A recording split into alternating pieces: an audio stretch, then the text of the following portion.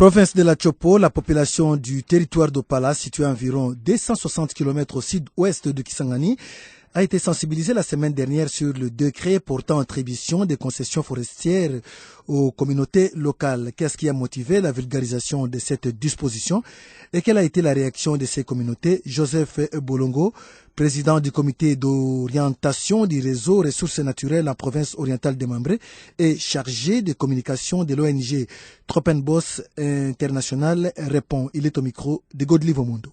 Bonjour Joseph Bolongo, vous revenez de Opala où vous étiez parti pour la sensibilisation des communautés sur la vulgarisation du décret portant attribution des terres. Que peut-on retenir de cette mission? Oui, nous sommes partis à Opala, c'était sur demande de l'ONG Rayon Vert International, qui est une ONG de défense des droits des communautés et de protection de l'environnement. Et la sensibilisation a porté sur la vulgarisation du décret portant attribution de forêt aux communautés locales.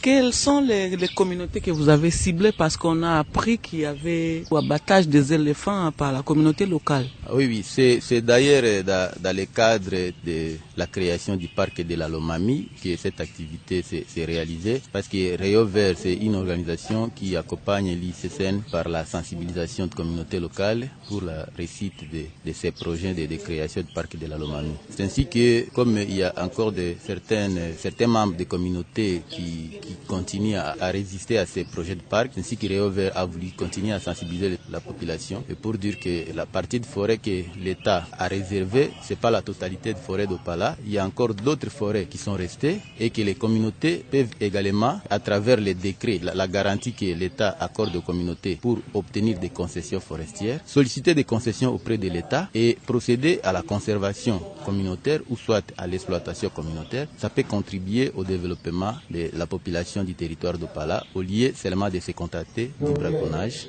alors que dans cette zone il y a déjà un parc qui est créé. C'est pour ça que nous sommes partis à Opala. Mais quelle a été la réaction des concernés? Les participants ont bien reçu l'information des concessions de forêts de communautés locales, parce que pour certains, c'est la première fois qu'ils attendent parler des concessions de communautés locales. Ils ont vraiment été dans la joie d'apprendre que l'État veut octroyer gratuitement des concessions aux communautés locales. Pour eux, la difficulté, c'est par rapport aux inciviques qui continuent à insécuriser la population dans les territoires, surtout les braconniers qui continuent à semer la terreur dans les villages. Et ça sera quoi la procédure pour acquérir ces concessions? Oui, les concessions de communautés locales, ça ne va pas déplacer, délocaliser les populations.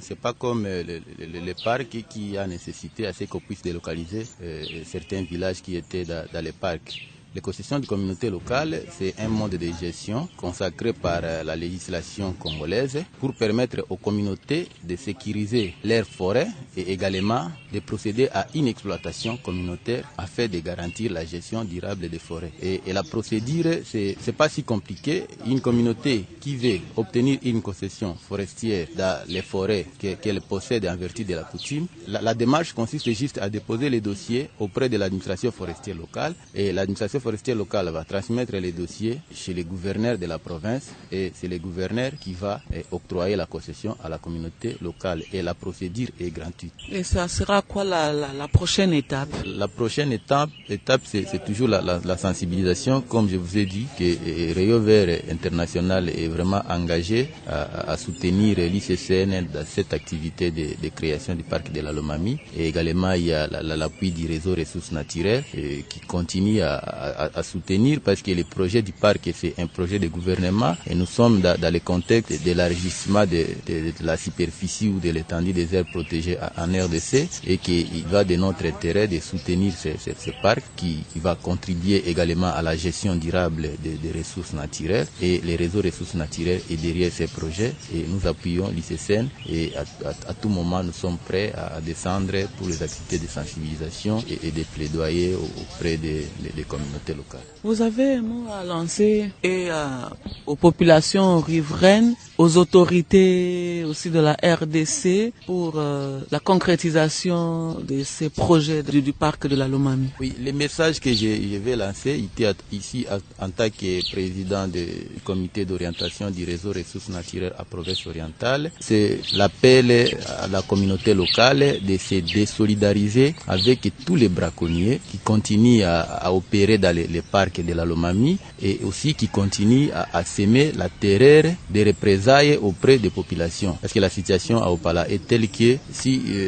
les braconniers apprennent qu'un chef de localité ou un jeune du village a accompagné l'équipe de l'ICCN, ils viennent par la suite faire des actions de représailles dans les villages ou dans les familles déjà qui ont été en contact avec l'ICCN. C'est ainsi que nous appelons aux communautés des territoires d'Opala de se désolidariser avec ces gens afin d'appuyer l'ICCN dans le processus de la création du parc de la Lomami, qui dénonce ces gens qui ne puissent pas les protéger ou cohabiter avec eux. Ça va les fragiliser et ça va également faciliter ces processus de création du parc.